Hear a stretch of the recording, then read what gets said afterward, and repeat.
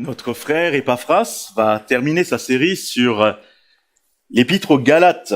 Et nous sommes aujourd'hui dans le chapitre 6. Nous allons lire donc tout le chapitre. Galates, chapitre 6.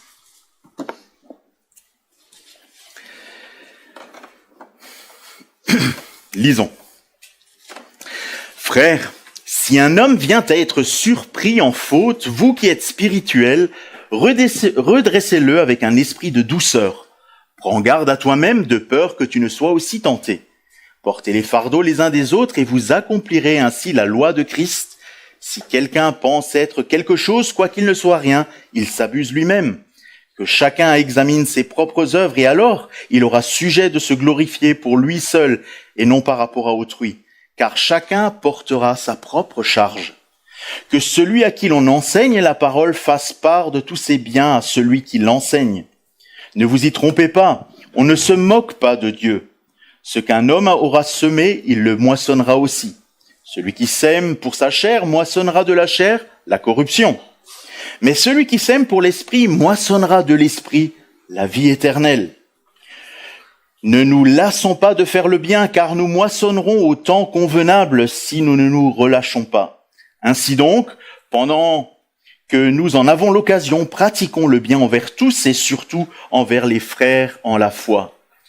Voyez quelle grande lettre je vous ai écrit de ma propre main. Tous ceux qui veulent se rendre agréables selon la chair vous contraignent à vous faire circoncire, uniquement afin de n'être pas persécutés pour la croix de Christ. Car les circoncis eux-mêmes n'observent point la loi, mais ils veulent que vous soyez circoncis pour se glorifier dans votre chair. Pour ce qui me concerne, loin de moi la pensée de me glorifier d'autre chose que de la croix de notre Seigneur Jésus-Christ, par qui le monde est crucifié pour moi, comme je le suis pour le monde. Car ce n'est rien d'être circoncis ou incirconcis. Ce qui est quelque chose, c'est d'être une nouvelle création. Paix et miséricorde sur tous ceux qui suivront cette règle et sur l'Israël de Dieu. Que personne désormais ne me fasse de la peine, car je porte sur mon corps les marques de Jésus. Frères, que la grâce de notre Seigneur Jésus-Christ soit avec votre esprit. Amen. Donc jusqu'ici, cette lecture, nous passons à l'évangile selon Matthieu, chapitre 18. Évangile selon Matthieu, chapitre 18. Et nous lirons là les versets 15 à 20. Matthieu 18, les versets 15 à 20.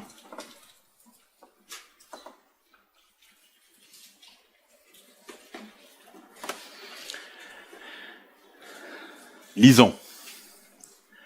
Si ton frère a péché, va et reprends-le, toi et lui seul. S'il t'écoute, tu as gagné ton frère. Mais s'il ne t'écoute pas, prends avec toi une ou deux personnes afin que toute l'affaire se règle sur la déclaration de 2 ou de 3 témoins. S'il refuse de les écouter, dis-le à l'Église. Et s'il refuse aussi d'écouter l'Église, qu'il soit pour toi comme un païen et un publicain. Je vous le dis en vérité, tout ce que vous lirez sur la terre sera lié dans le ciel, et tout ce que vous délirez sur la terre sera délié dans le ciel. Je vous dis encore que si 2 d'entre vous s'accordent sur la terre pour demander une chose quelconque, elle leur sera accordée par mon Père qui est dans les cieux. Car là où 2 ou 3 sont assemblés en mon nom, je suis au milieu d'eux. Jusqu'ici, la lecture de la parole. Nous allons encore nous incliner dans la prière avant de laisser la place à Epaphras et les enfants pourront aller à l'école du dimanche. Prions. Seigneur, nous venons de lire ta parole et nous voulons, avec reconnaissance encore, nous réjouir de tes enseignements. Nous te prions, Seigneur, d'étendre ta bonne main sur notre frère qui va l'apporter, Epaphras. Seigneur, donne-lui une double part de ta grâce pour nous parler de ta part. Et Seigneur, comme nous l'avons chanté, ne laisse en nous rien d'aride, rien qui ne soit fertilisé. Et Seigneur, vraiment que tu puisses toucher nos cœurs, nos âmes, nous faire grandir dans la foi et dans la connaissance de ta parole, pour ta gloire. Te prions aussi de toucher le cœur de ceux qui ne te connaissent pas comme leur Sauveur et Seigneur, qui sont en recherche Nous te prions, Seigneur, de te révéler à eux. Te prions aussi d'étendre ta bonne main sur les enfants qui iront à l'école le dimanche et te prions, Seigneur, qu'ils puissent apprendre à te connaître mieux de jour en jour pour, Seigneur, devenir tes enfants. Tu es ce Dieu qui sauve et qui aime les petits-enfants et nous voulons te les remettre aussi comme leur moniteur. Te demandons ces grâces dans le nom de Jésus. Amen.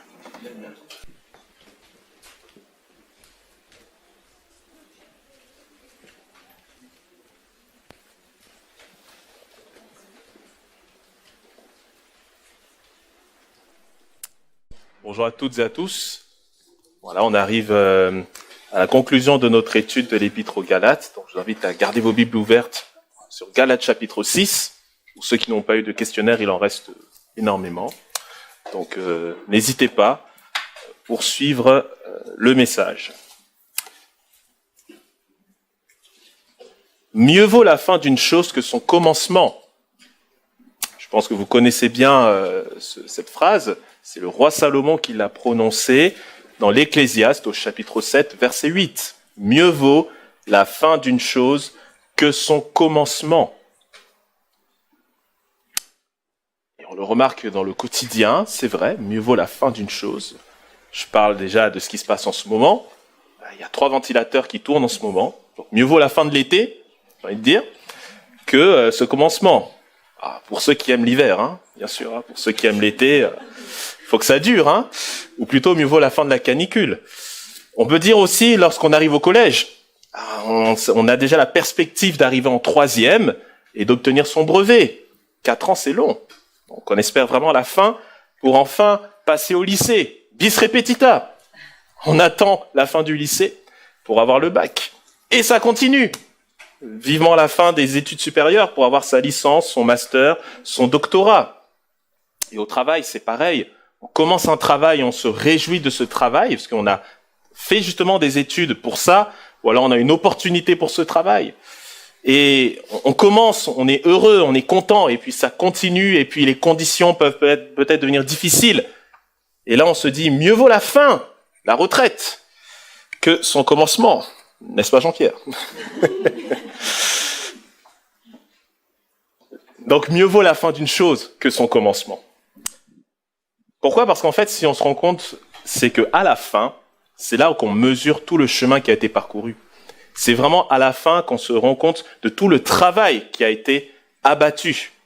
Et c'est exactement ce que j'aimerais qu'on puisse voir ce matin ensemble, en arrivant à la conclusion de cette lettre, c'est de voir tout le chemin que nous avons parcouru ensemble, mais surtout tout le chemin que Paul a parcouru avec les Galates, avec cette lettre.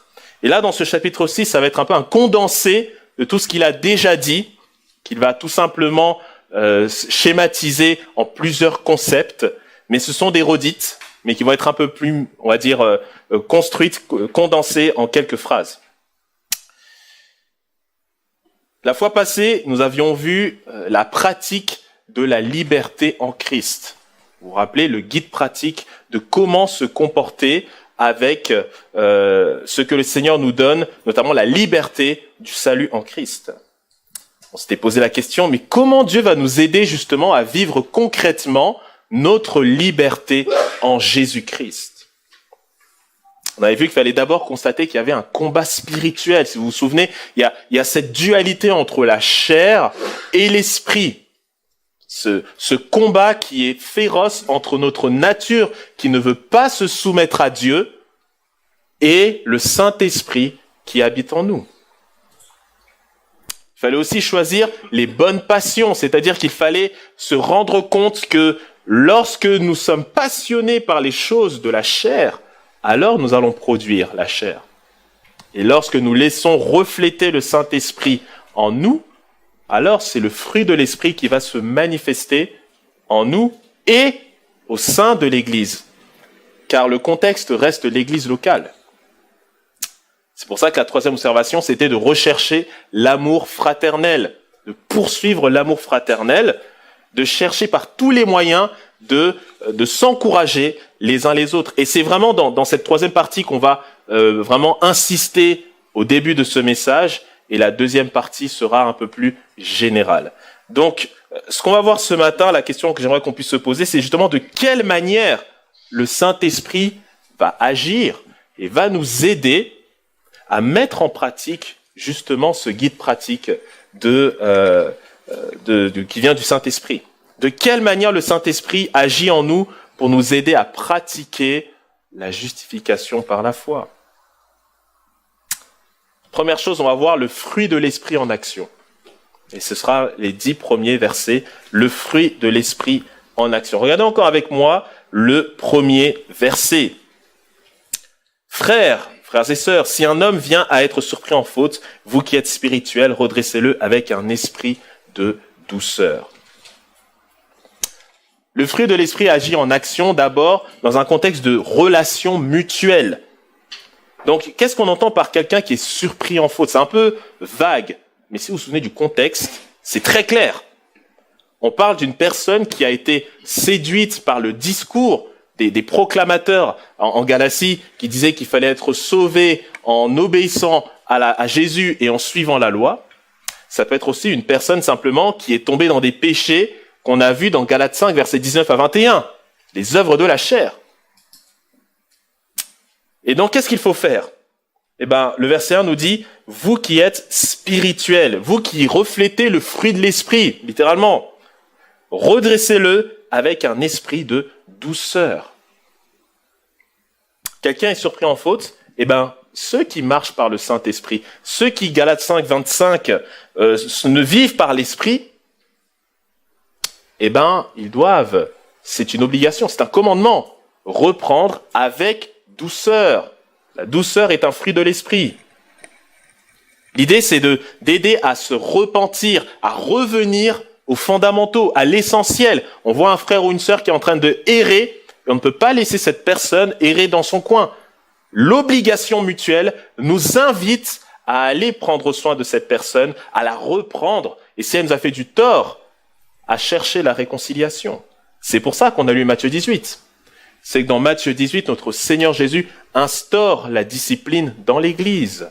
Il rappelle comment ça se passe, qu'il a un soin fraternel, un soin qui concerne tous les croyants, et pas simplement les pasteurs et les anciens.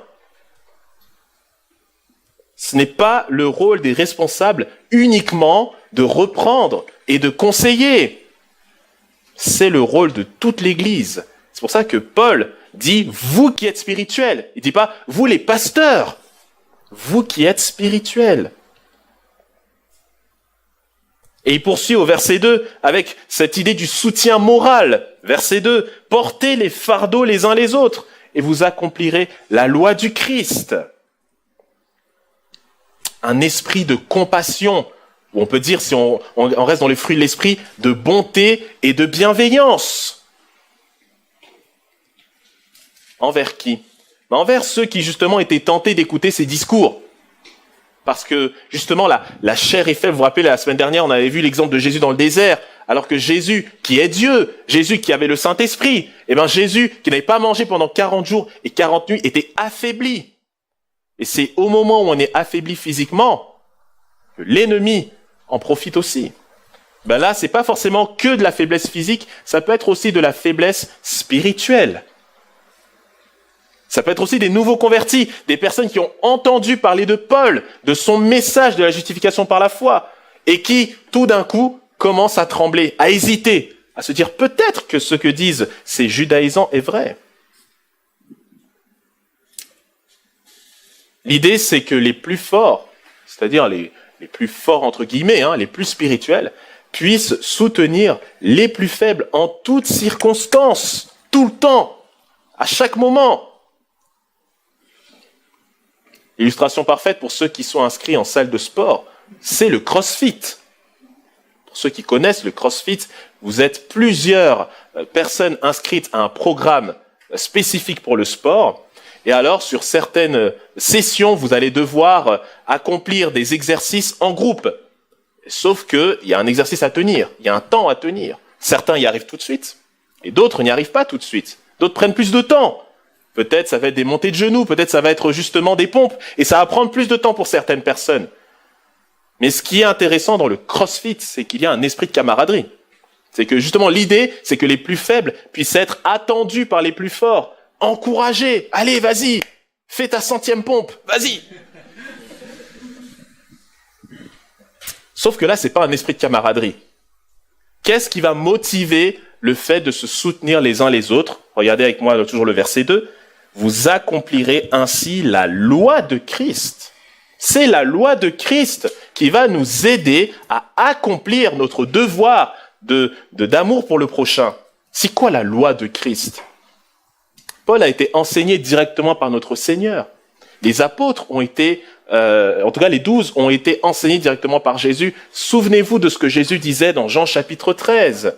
Alors qu'il est dans la chambre haute et qu'il parle à ses disciples, il dit ceci, je vous le lis, vous pourrez le lire chez vous, au verset 34. « Je vous donne un commandement nouveau, aimez-vous les uns les autres, comme je vous ai aimé. Vous aussi, aimez-vous les uns les autres.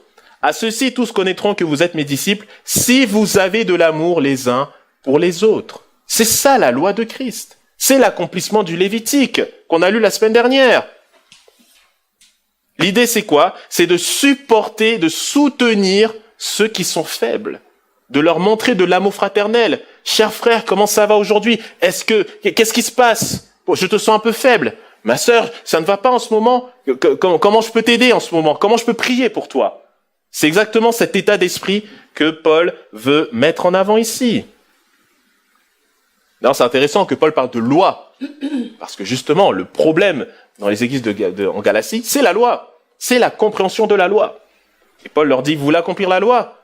Accomplissez la loi de Christ, la loi d'amour pour le prochain. Il y a le soutien mutuel, mais il y a aussi le soutien pour ceux qui nous prêchent la parole. Regardez le verset 6. Que celui à qui l'on enseigne la parole fasse part de tous ses biens à celui qui l'enseigne. Ouh là là, verset polémique. Mais finalement, si on traduit littéralement le verset, ça veut dire, on le lit comme ça. Que celui à qui l'on enseigne la parole soit solidaire ou manifeste une communion totale envers celui qui l'enseigne.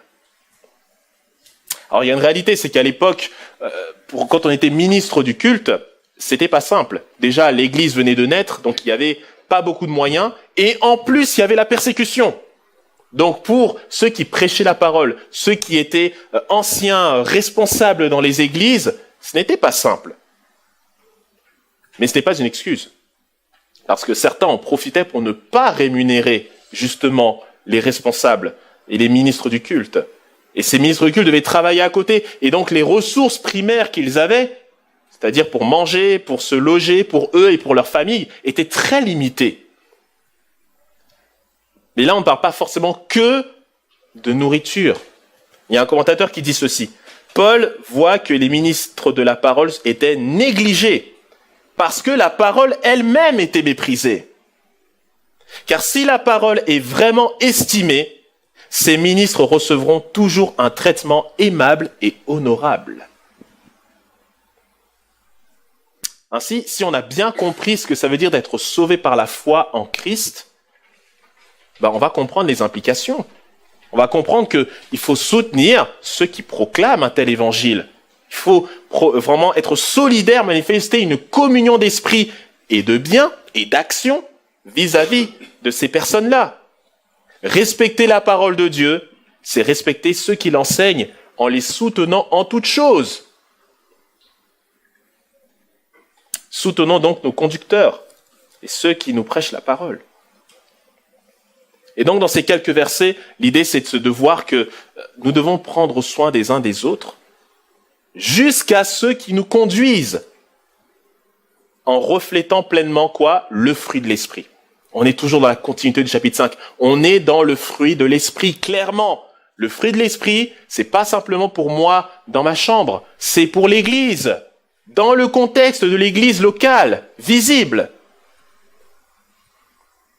Néanmoins, je ne peux pas m'arrêter là.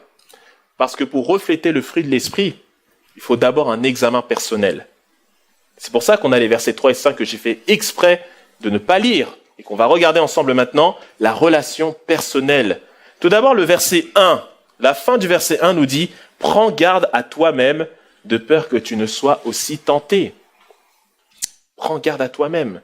C'est-à-dire que lorsqu'on va aller voir un frère ou une sœur pour lui dire là ça va pas, tu as péché, ou là je trouve que tu as besoin de m'écouter, etc.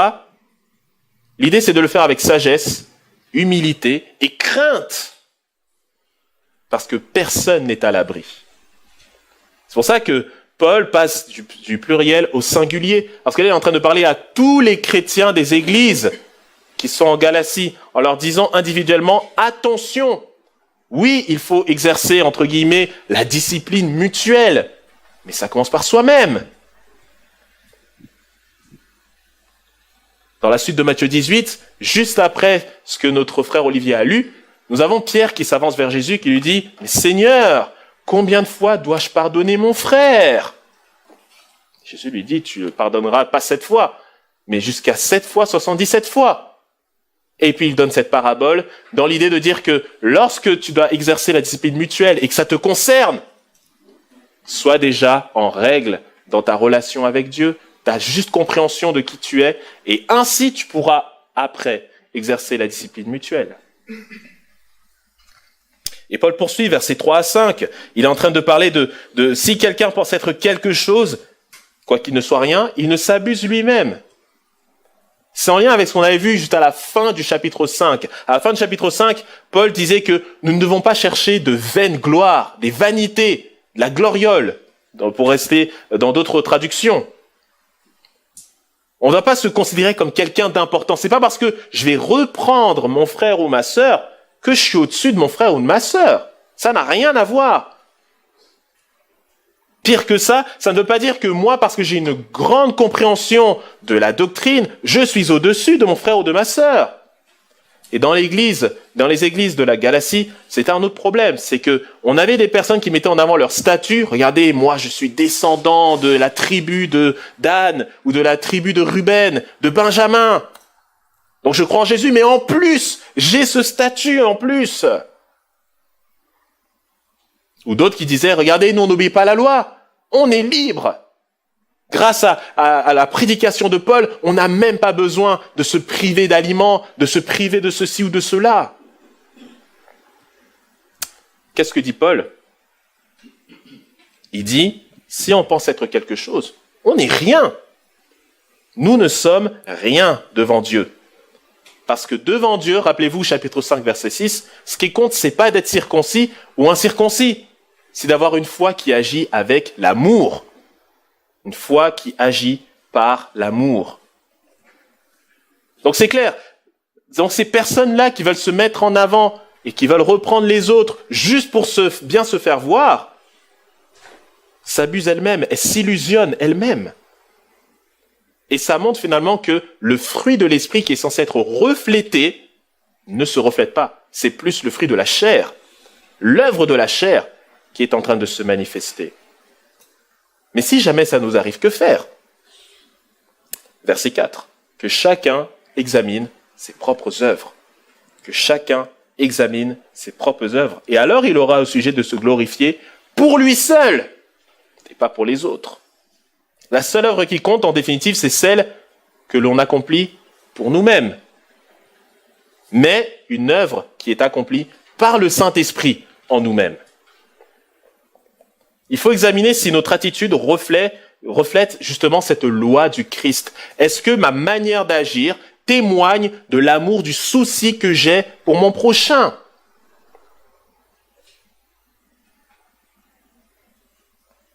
Pas besoin du regard des autres, de l'approbation des autres, comme recherchaient ces faux prédicateurs dans ces églises-là.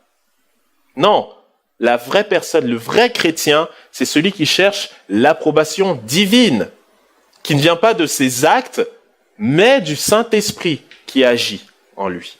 Et là, une fois qu'on a compris cela, on peut reprendre de manière saine notre frère ou notre sœur, mais pas avant. Et Paul conclut les versets 7 à 10, où il donne cette image de semer et de moissonner. Et l'idée, c'est quoi ? C'est que finalement, quoi que l'on fasse dans notre discipline mutuelle, chacun aura sa récompense. Si on sème pour la chair, c'est-à-dire pour notre nature, pour nos œuvres personnelles, ça va contribuer à quoi ? À l'autoglorification, tout simplement, à l'autosatisfaction. On va chercher à aider, non pas pour que cette personne soit sanctifiée, mais pour notre propre intérêt. On va pas soutenir les faibles, on va pas soutenir les ministres de Dieu, on va simplement manifester les œuvres de la chair. Galates 5, 19 à 21. Mais comme le dit Paul au verset 8, la chair, c'est de la corruption, littéralement de la ruine, vouée à la destruction. Ce n'est pas éternel. Mais quand on sème pour le Saint-Esprit, on manifeste le fruit de l'Esprit pour soi et pour les autres. On cultive du fruit pour l'éternité. On prend soin des frères et des sœurs, on les sanctifie, on les prépare à l'éternité, tout comme on se prépare pour l'éternité. On se sanctifie et on se prépare pour rencontrer le Seigneur. Et parce qu'on a cette perspective-là, verset 9, ne nous lassons pas de faire le bien. Ne nous lassons pas de faire le bien, car nous moissonnerons au temps convenable. Qu'est-ce qu'on doit retenir? Eh bien, lorsqu'on reprend quelqu'un, prends un exemple, on est souvent comme ça, à pointer du doigt. Mais vous connaissez l'illustration. Quand on pointe du doigt, il y a le pouce qui revient aussi. L'idée, c'est que si je veux exercer un soin vis-à-vis de mon frère ou de ma sœur, j'ai d'abord le soin qui doit commencer chez moi. Pointer du doigt, c'est bien, mais n'oublions pas le pouce qui est pointé vers soi. Donc, quelle est ma véritable motivation quand je veux aller parler à mon frère ou à ma sœur? Quand je sens que mon frère ou ma sœur ne va pas bien, quel est mon véritable intérêt? Est-ce que c'est pour son bien? Est-ce que c'est pour qu'il ou elle progresse? Ou est-ce que c'est pour bien me faire voir? Ou est-ce que c'est pour me donner bonne conscience, de me dire, j'ai fait ma part du travail, j'ai reflété le fruit de l'esprit? Ou est-ce que c'est vraiment dans un souci fraternel? Il y a donc cette obligation mutuelle, cette obligation de refléter le fruit de l'esprit qui existe pour être vécu en Église. J'insiste là-dessus, en Église, en visu. Donc, osons nous reprendre les uns les autres, de nous encourager les uns les autres. Comment on peut le faire aujourd'hui, en 2026, dans notre contexte? Peut-être par des agapes, comme après ce culte. Peut-être par des groupes de maison, des appels téléphoniques, des SMS, etc., des visites inopinées comme préparées. Et peut-être qu'on devrait, moi le premier, arrêter le schéma classique. Salut, ça va? Ouais, ça va, et toi? Ça va. Peut-être qu'on devrait passer à autre chose. J'ai un ami qui me disait qu'il avait essayé d'arrêter ce schéma, il a un peu de mal, mais il me disait, salut, alors, comment va ta foi aujourd'hui? Intéressant, hein? Comment va ta foi aujourd'hui? Alors, il y a d'autres manières de tourner, mais vous voyez l'idée. C'est-à-dire, au lieu de rester dans ce schéma classique des banalités, creusons un peu plus pour vraiment, peut-être, connaître les besoins des uns des autres.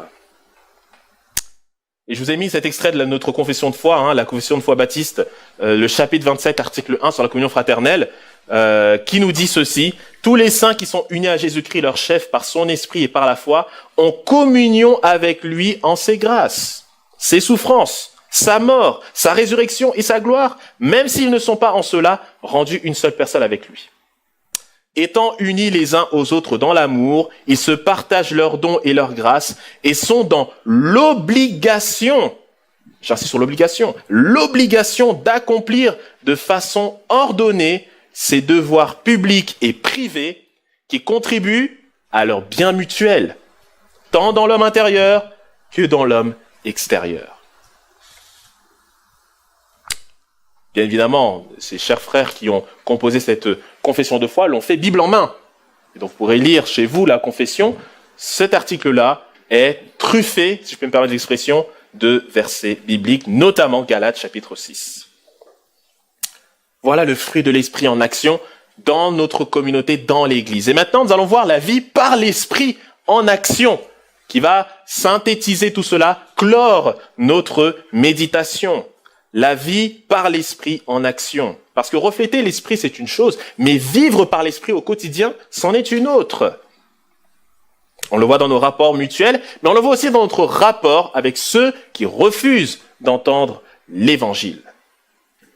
Regardez avec moi le verset 11. C'est très important pour Paul de parler de ça parce qu'il dit « Voyez avec quelle grande lettre je vous ai écrit de ma propre main ». Il y en a qui disaient oui, il y a des commentateurs qui ont dit que oui, Paul avait des problèmes de vue, c'est pour ça qu'il parle de grandes lettres. En fait, on ne sait pas. On peut surtout suggérer que l'idée, c'est de se dire, regardez l'importance que j'ai mise pour écrire cette lettre. Vous voyez avec quelle importance pour vous est la question de l'évangile, j'ai écrit cette lettre. D'ailleurs, ce qui m'amène à croire plutôt en cette interprétation, c'est la fin du verset. Paul dit qu'il a écrit de sa propre main. Pourquoi c'est important ? Parce que Paul, juste après, la plupart de ses lettres, il va les écrire avec un secrétaire. Il va dicter ses lettres et ce sera un secrétaire. Vous pouvez lire par exemple l'épître aux Romains. Vous voyez, ce n'est pas lui qui l'a écrit totalement de sa main, c'est avec un frère, un Corinthien aussi. Mais là, c'est lui qui l'a écrite totalement du début à la fin. Pourquoi ? Parce que le sujet est très important. On parle de l'évangile. L'évangile, on parle de la base, du fondement de notre foi, l'évangile. Et la situation était si grave que Paul était obligé de prendre le stylo, ou plutôt la plume, et d'écrire sur cette lettre pour les Galates. Donc, l'évangile de la justification est très, très important. Les implications sont si cruciales, et on l'a vu pendant cette étude, qu'il faut absolument d'abord rejeter le mensonge et deuxièmement affirmer la vérité. D'abord, rejeter le mensonge. Regardez avec moi les versets 12. « Tous ceux qui veulent se rendre agréables selon la chair vous contraignent à vous faire circoncire uniquement afin de n'être pas persécutés pour la croix de Christ. » Si vous vous souvenez, les fois passées, on avait vu au milieu du chapitre 5, Paul posait cette question, mais au chapitre 5, verset 11, « Mais pourquoi suis-je persécuté si je prêche qu'il faut se faire circoncire ? C'est pas logique. » Mais c'est normal, parce que Paul ne prêche pas qu'il faut se faire circoncire pour être sauvé. C'est bien pour ça qu'il est persécuté. Lui, il prêche que si tu mets toute ta confiance en Jésus seul, tu es sauvé. Et tu n'as pas besoin d'accomplir d'œuvres spéciales pour obtenir la faveur de Dieu. Tu es déjà accepté par Dieu. Les œuvres que tu produis sont des œuvres qui résultent de ce travail de Dieu en toi. Mais eux, qu'est-ce qu'ils font, ces prédicateurs de mensonges ? Ils prêchent Christ et ils disent, oui, il faut en plus respecter ceci, cela, se faire circoncire, etc., etc. Et du coup, en faisant ça, qu'est-ce qui se passe ? Mais ils ne sont pas persécutés. Parce qu'ils vont dans le sens des Juifs. Ils disent, regardez, nous aussi, on respecte la circoncision. Et ils vont aussi dans le sens des païens en disant, regardez, nous aussi, on a cette liberté, on se prive pas de certains aliments, etc., etc. Donc, ils sont, entre guillemets, dans toutes les tables et ils sont invités partout. Et qu'est-ce qu'ils veulent faire ? Ils veulent dire, mais regardez, chers Galates, si vous ne voulez pas être persécutés, c'est simple. Acceptez notre évangile et vous aurez la paix. Vous pourrez fuir les persécutions. Mais ça, c'est une vision qui n'est pas biblique. C'est même une vision égoïste. Parce qu'ils font cela, le dit Paul, pour eux-mêmes. Ils ne font pas ça pour le bien des autres, ils le font pour eux-mêmes. Verset 13, il ajoute que ces circoncis n'observent pas la loi. Ils n'obéissent pas à la loi de Moïse. C'est des hypocrites. Et Jésus avait déjà discerné cet esprit-là, Matthieu chapitre 23, alors que Jésus est à Jérusalem, il est à quelques instants de se faire arrêter et condamner. Et qu'est-ce qu'il fait ? Il parle aux pharisiens et il dit au peuple, faites donc ce que vous disent les pharisiens, observez tout, mais n'agissez pas selon leurs œuvres, car ils disent, mais ils ne font pas. Ils disent, mais ils ne font pas. Hypocrisie.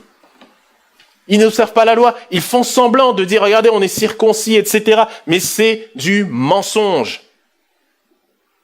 Avec un objectif, Paul les a démasqués.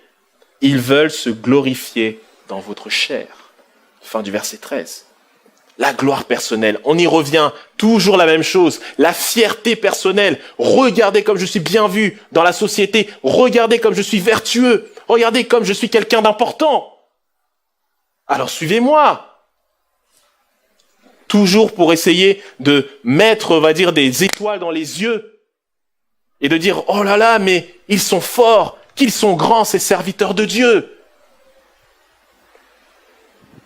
Et donc, quand les Galates se feraient circoncire, les judaïsants pourront dire, regardez, mais c'est grâce à nous.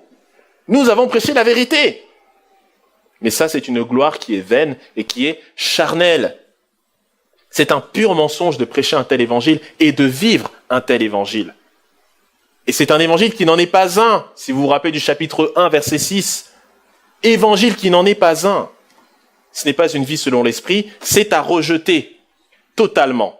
C'est une imposture, un mensonge. Quand vous avez des personnalités politiques qui donnent la leçon au peuple, par exemple, qui disent avec certains possifs, il faut être responsable face aux délinquants. Ils donnent une mauvaise image du pays. Ou certains qui vont dire, cette personne a cassé, elle doit réparer, elle doit payer.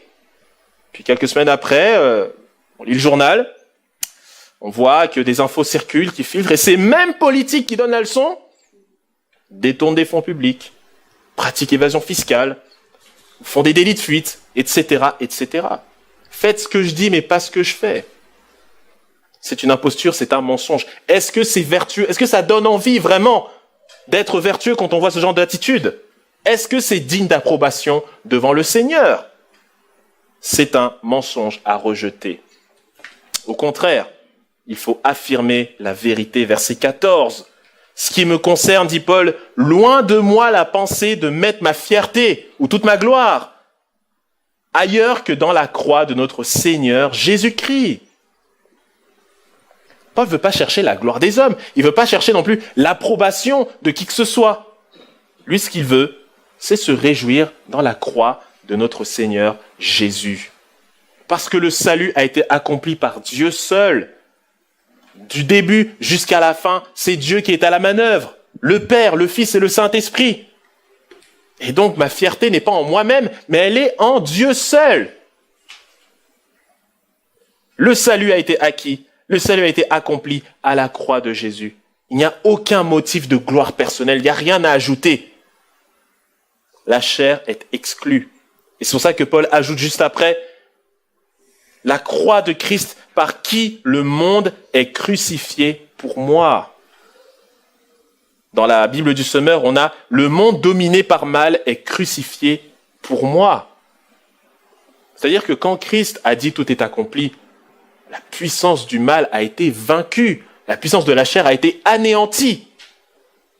Plus que cela, c'est que le monde et toutes ces méthodes de salut pour essayer d'approuver notre Seigneur sont impuissantes, éliminées, condamnées par la croix de Christ. Le monde, sa fierté personnelle, nos statuts, notre grandeur, tout disparaît devant la croix de Jésus. Et ça rejoint ce qu'il disait au verset 24 du chapitre 5, « Ceux qui sont à Jésus-Christ ont crucifié la chair et ses désirs. » Le monde est crucifié pour moi et je suis crucifié pour le monde, dit Paul à la fin du verset 14. C'est-à-dire qu'il se sait dénigré et rejeté pour cet évangile. Il le sait que ce n'est pas populaire. Mais il ne cherche pas l'approbation des hommes ou de la société. Il cherche l'approbation de Dieu. L'évangile de la justification par la foi seule est rejeté. Tant mieux. Soyons fiers de cela. Puisque c'est rejeté, mais que c'est approuvé et proclamé par le Seigneur. Soyons fiers, assumons notre croix, l'amour de la croix en Jésus-Christ. Et mettons nos priorités bien au bon endroit. Parce que Paul ajoute, ce qui compte, c'est pas d'être circoncis ou incirconcis, verset 15. C'est d'être une nouvelle création. D'être une nouvelle création. Ça rappelle un peu ce qu'on a lu tout à l'heure, ou plutôt la dernière fois, chapitre 5, verset 6. Ce qui compte, c'est pas d'être circoncis ou incirconcis, mais c'est d'avoir la foi qui agit par amour. C'est la même phrase, mais l'idée, c'est toujours pareil. C'est de dire que finalement, ce qui compte, c'est pas d'avoir un statut devant Dieu. Ce qui compte, c'est d'être régénéré. Ce qui compte, c'est d'avoir l'esprit en soi. Ce qui compte, c'est d'être une nouvelle création aux yeux de Dieu. Et il n'y a rien de plus important que de se savoir pardonné, lavé, purifié par le sang de l'agneau. Nouvelle création, on peut retrouver ce langage dans une autre lettre de Paul, 2 Corinthiens 5, verset 17. Si quelqu'un est en Christ, il est une nouvelle création ou créature. Les choses anciennes sont passées, voici, toutes choses sont devenues nouvelles. C'est quoi les choses anciennes? C'est tout moyen, tout système pour essayer de plaire à Dieu par soi-même. Ce qui compte, c'est d'être déclaré juste par le Seigneur seul. Martin Luther, en commentant ce passage, disait que la nouvelle créature, c'est cette image de Dieu qui a été renouvelée. Une créature qui ne peut pas naître au travers des bonnes œuvres, mais qui le peut seulement en Christ. C'est l'œuvre du Saint-Esprit qui inonde le cœur de la foi, de l'amour et de toute autre valeur chrétienne et qui donne la force pour vaincre la chair et rejeter la justice selon le monde. Fin de citation. Ma priorité n'est pas dans mon statut, mais dans le fait que je sois une nouvelle création. Et ne renions pas notre identité. Verset 16. Paix et miséricorde sur tous ceux qui suivront cette règle. Paix et miséricorde, bénédiction et compassion de Dieu sur tous ceux qui s'accrocheront, non pas sur eux-mêmes, mais sur la seule grâce de notre Seigneur et Sauveur Jésus. Ceux qui savent que le seul moyen de plaire à Dieu, c'est d'avoir la foi seule en Dieu, tout simplement. Il n'y a pas d'autre moyen pour être en paix avec Dieu que de se dire que je n'ai rien à contribuer, sinon de recevoir ce cadeau gratuitement et de vivre en nouveauté de vie avec ce cadeau en moi. Quel soulagement! Ça enlève un poids sur la conscience et ça enlève toute inquiétude ou toute idée de chercher à faire quelque chose pour plaire à Dieu quotidiennement. Parce que si on enlève ça, il reste quoi? La culpabilité. On est l'incertitude, le doute, la peur et toutes ces choses qui sont rattachées.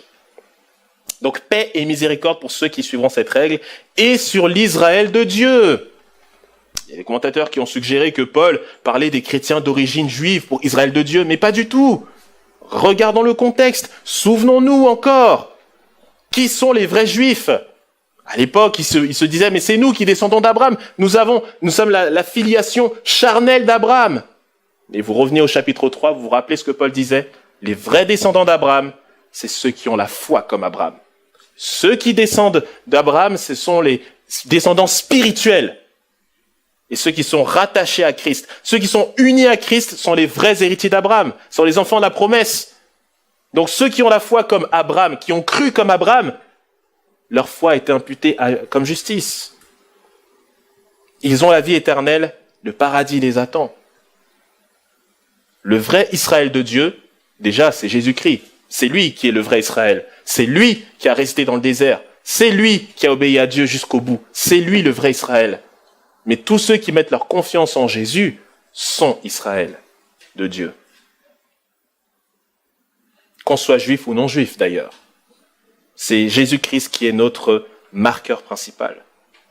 Parlons de marqueur, verset 17. « Que personne ne me fasse de la peine, car je porte sur mon corps les marques de Jésus. » Le terme par marque, c'est une empreinte qu'on faisait au fer rouge pour marquer les esclaves ou même les animaux. Et Paul pense peut-être à tous ces coups de fouet, tous les blessures physiques et morales que lui ont causés ces contredisants.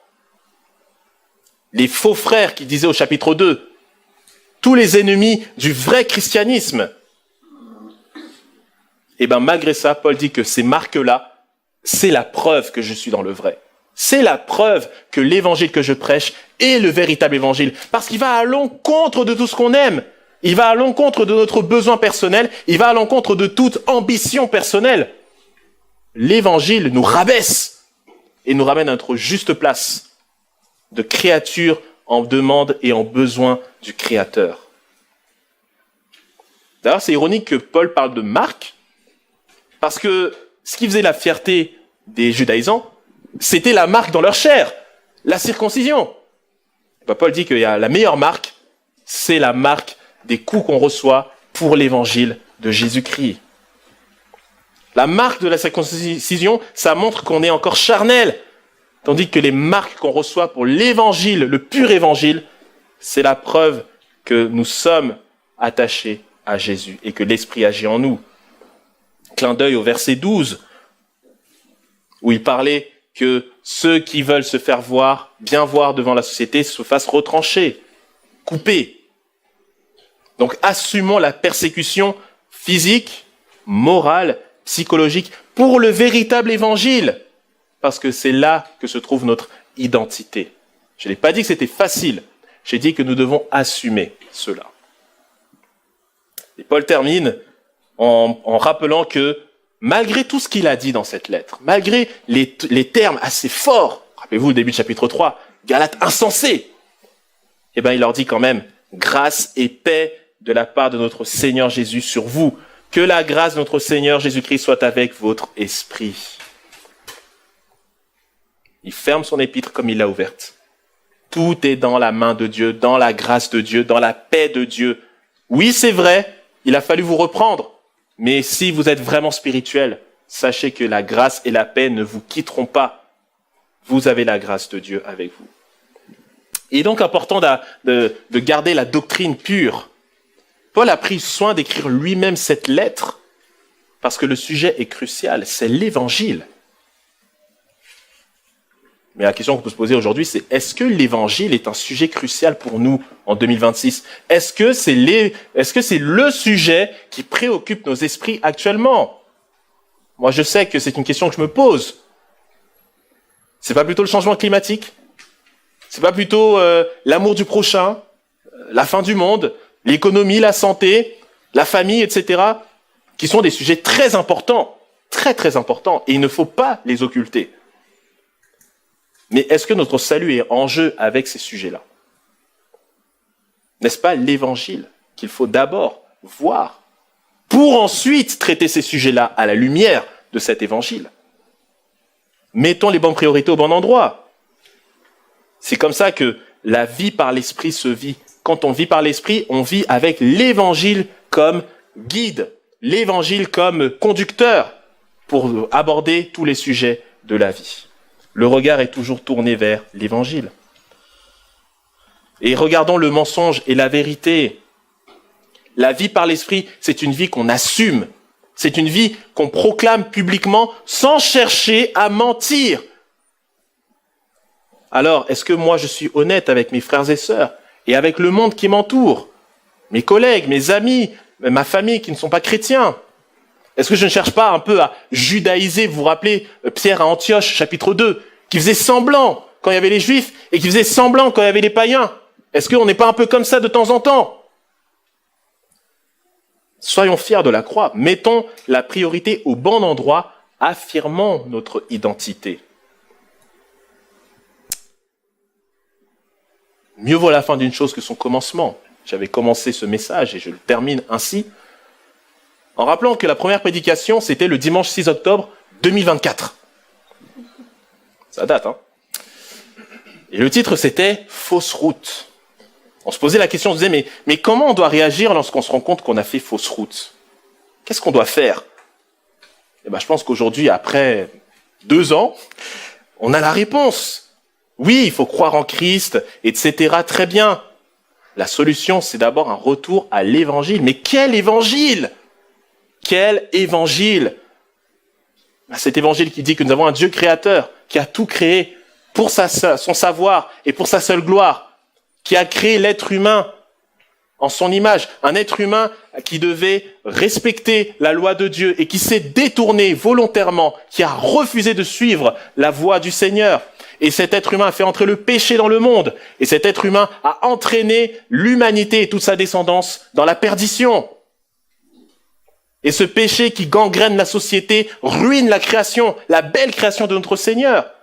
Mais notre Dieu a toujours eu un plan. Dès le moment où l'homme a péché, la rédemption était présente. Et toute l'histoire de la Bible nous montre comment le Seigneur préparait ce moment décisif où il allait régler la question du péché, jusqu'à ce qu'il vienne lui-même dans ce monde, qu'il obéisse parfaitement à la loi de Dieu, qu'il gagne la justice et qu'il accepte de prendre sur lui-même le tort de toute une humanité qui mettrait sa foi en lui. En mourant sur la croix, il a montré sa grâce. Et il est ressuscité d'entre les morts, il est monté au ciel pour s'asseoir à la droite de Dieu, pour nous préparer une place et nous envoyer le Saint-Esprit. Nous qui croyons en lui. Ça, c'est l'évangile qu'il faut vivre et qu'il faut confesser. Est-ce que nous y croyons? Or, simplement le confesser ne suffit pas. Ce n'est pas que de la théorie. C'est toute une vie à pratiquer. Seul d'abord, oui, avec une bonne compréhension de qu'est-ce que ça veut dire d'être déclaré juste, mais aussi et surtout en Église, afin de quoi? Refléter le fruit de l'Esprit et ressembler à Jésus-Christ. Alors soyons fiers, oui, de la saine doctrine, mais surtout, moi le premier, soyons surtout des bons praticiens de la saine doctrine, parce que le danger guette, et c'est à nous de bien nous en souvenir et de bien le pratiquer les uns envers les autres. Mais on a cette assurance. Chapitre 1, chapitre 6. La grâce et la paix de Dieu sont avec nous. Quoi qu'il arrive, la grâce et la paix du Père, du Fils et du Saint-Esprit demeurent sur l'Israël de Dieu, sur les fils d'Abraham, sur les disciples qui ont mis leur confiance en Jésus-Christ. Amen.